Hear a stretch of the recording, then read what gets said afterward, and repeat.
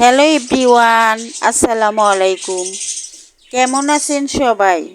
আশা করছি ভালো আছেন। আবারও একটা রেসিপি নিয়ে চলে আসলাম।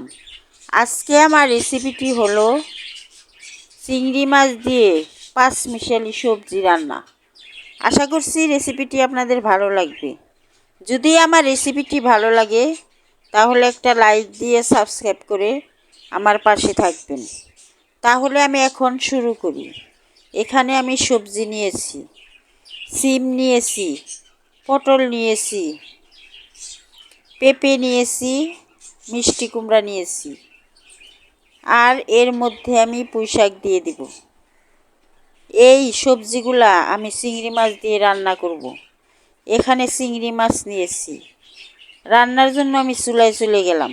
চুলায় প্যান বসিয়ে দিলাম, পরিমাণ মতো তেল দিয়ে দিলাম, কেটে রাখা পেঁয়াজ কাঁচামরিচ তেলে দিয়ে দিলাম।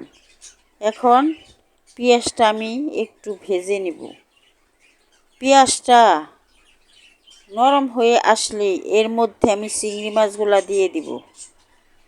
পেঁয়াজটা আমার ভাজা হয়ে গেছে।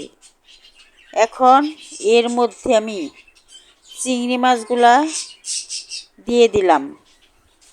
চিংড়ি মাছটা দেওয়ার পর আমি এর মধ্যে স্বাদ মতো লবণ দিলাম, আধা চামচ হলুদের গুঁড়া দিলাম, অল্প একটু লাল মরিচের গুঁড়া দিলাম, আধা চামচের বেশি ধনিয়ার গুঁড়া দিলাম, 1 চামচ আদা রসুন বাটা দিয়ে দিলাম।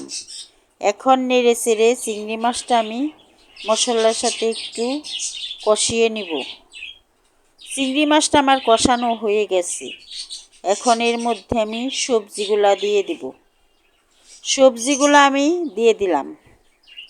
সবজিগুলো এখন নেড়ে চেড়ে মশলার সাথে মিশিয়ে নিব। সবজিগুলো আমার মেশানো হয়ে গেছে।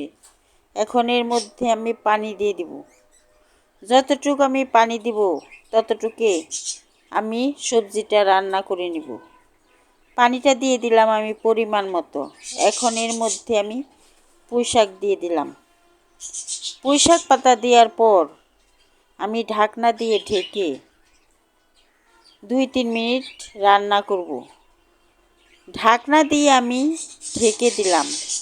2-3 মিনিট পরে ঢাকনা তুলে তরকারিটা আমি নেড়ে দিলাম। তরকারিটা আমি নেড়ে দেওয়ার পর আবারও ঢেকে দেব 3-4 মিনিটের জন্য। আবারও ঢাকনা দিয়ে আমি ঢেকে দিলাম 3-4 মিনিটের জন্য। 3-4 মিনিট পরে ঢাকনা তুলে আমি সবজির তরকারিটা নেড়ে দিলাম।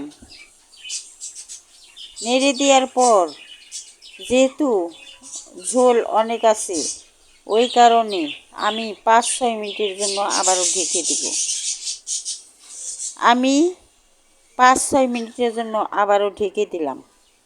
5-6 মিনিট পর আবারও ঢাকনা তুলে এর মধ্যে আমি আধা চামচ ভাজা জিরার গুঁড়া দিয়ে দিলাম। ভাজা জিরার গুঁড়া দিলে সবজির তরকারিটা অনেক স্বাদ হয়। এখন নেড়ে আবারও ঢেকে দিব 2-3 মিনিটের জন্য। 2-3 মিনিটের জন্য আবারও ঢেকে দিলাম। 2-3 মিনিট পরে ঢাকনা তুলে দেখি সবজির তরকারিটা আমার রান্না হয়ে গেছে। এই ঝোল ঝোল অবস্থায় আমি নামিয়ে নেব। ঠান্ডা হলে ঝোলটা এমনিতেই টেনে যাবে। আমি চুলার থেকে নামিয়ে নিলাম। এই সবজি তরকারি একবার রান্না করে খেয়ে দেখেন। এটা ভাতের সাথে, রুটি পরোটার সাথে খেতে দারুণ লাগে। যদি আমার রেসিপিটি ভালো লাগে তাহলে একটা লাইক দিয়ে সাবস্ক্রাইব করে আমার পাশে থাকবেন। ধন্যবাদ সবাইকে।